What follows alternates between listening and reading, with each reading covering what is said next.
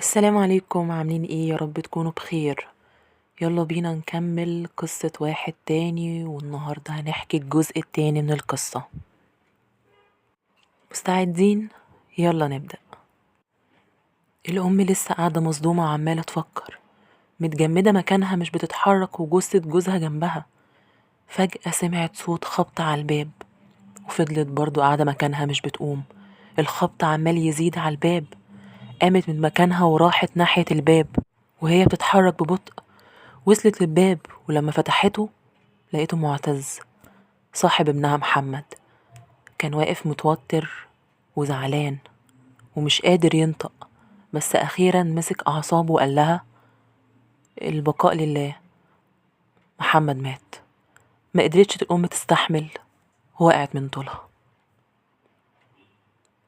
عدى 3 شهور من بعد اليوم ده. كانت الأم قاعدة في أوضتها ماسكة صورة جوزها وابنها. لقيت الباب بيخبط عليها. راحت تفتح، لقيته معتز.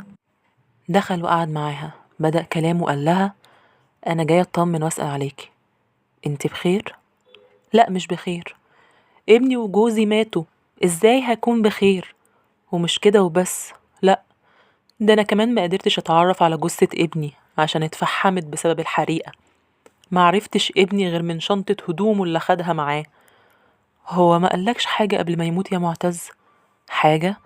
حاجة زي ايه؟ اي حاجة. ما قالكش مثلا انه هيموت نفسه؟ هو حضرتك شايفة انه انتحر؟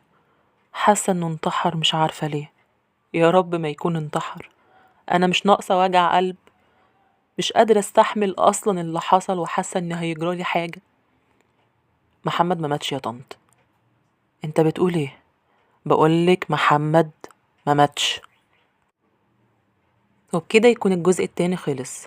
لو عايز تسمع الجزء التالت سيب كومنت، وما تنساش اللايك والاشتراك في القناة، وانك تفعل خاصية الجرس. كانت معاكم ياسمين ناصر، السلام عليكم.